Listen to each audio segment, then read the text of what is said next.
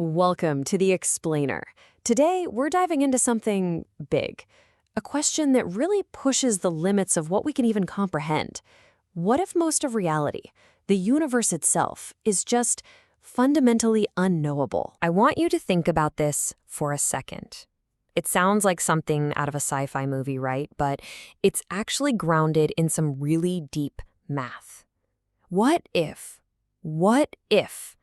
everything we know, everything we could ever know, is just this tiny little island, and all around it is a massive, endless ocean of stuff that's just unknowable? Okay, so a quick heads up here. The work we're drawing from for this explainer, well, it's a bit unconventional. It basically takes the solid rules of mathematics and uses them to poke at some really big philosophical questions about, well, everything. So we're going to have to put on our philosopher hats for this one and just go with it. Right, so that's the big question, isn't it? How on earth do you even begin to measure what we can know versus what we can't? It sounds impossible, but believe it or not, math actually gives us a way in. And our guide for this whole journey is a guy from the 19th century, a mathematician named Georg Cantor.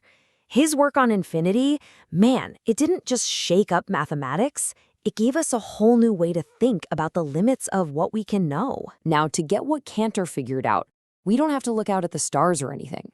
We just have to look at something super simple, or what seems simple: the little space on a number line between 0 and 1. Because it turns out there's a whole universe of complexity packed right in there. So living in that little gap are basically two kinds of numbers. First, you've got what we'll call the knowable ones, the rational numbers. These are the nice, neat ones. You can write them as a simple fraction, like 1/2. Their decimals either just end or they repeat in a nice, orderly pattern. But then you have the unknowable ones, the transcendentals. These things are wild.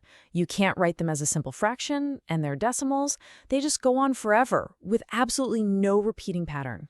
Total chaos. So a number like 0.5, that's knowable. Or 0.333 repeating, also knowable, simple.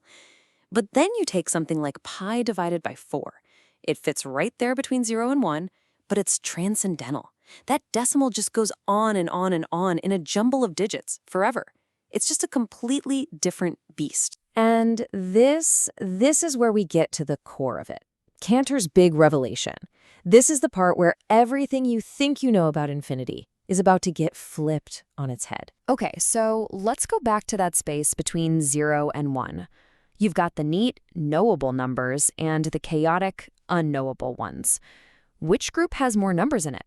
Just take a guess, because I'm pretty sure the answer is going to surprise you. So the obvious answer, right, is that they're both infinite. You can always think of a new fraction, and you can always think of a new crazy decimal. So they're both infinite.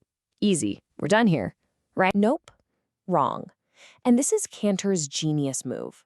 He asked a much smarter question. He said, okay, they're both infinite, but are they the same size of infinity? Are all infinities even the same? And here's the absolutely mind-bending part. Cantor proved that there are different kinds of infinity.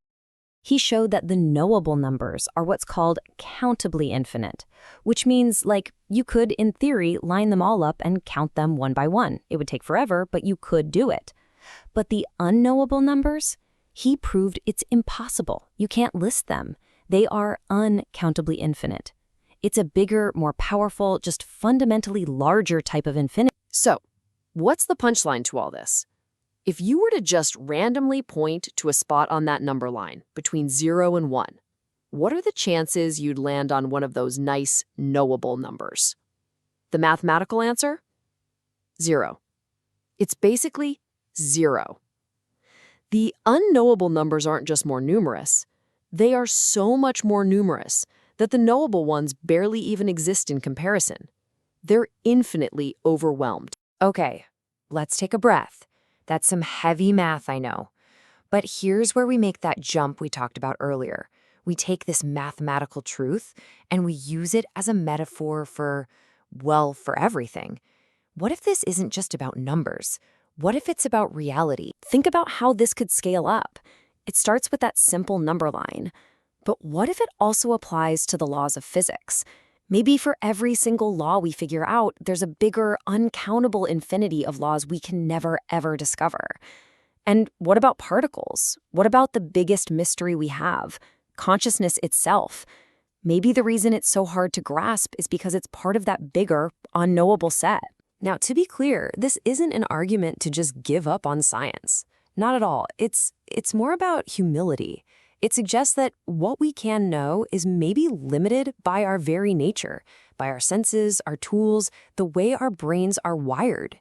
It's like we're built to see the rational numbers of the universe, but we're blind to the rest. So if you accept this idea, even just as a thought experiment, that the unknowable is just out there, and it's infinitely huge, what does that do to us? Well, it can completely change how we think about our place in the universe and the whole point of discovery. Because this vast, infinite unknown, it doesn't have to be a bad thing. It's not some giant brick wall that stops us in our tracks and says, nope, you're done.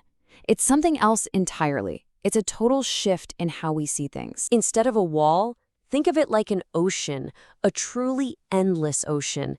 And every discovery we make, every new thing we learn, it's not about trying to dream the ocean. It's about building a better boat. It's about learning to sail a little farther, to see what's over the next horizon. The journey, the quest, that becomes the whole point. So let's end on this. If this idea is true, even just as a metaphor, if the quest for knowledge really has no end, then that means we'll never run out of things to discover. We'll never run out of questions to ask, and we'll never, ever run out of reasons to just be in awe of it all. Maybe our infinite capacity for wonder is the perfect tool for exploring an infinitely wondrous universe.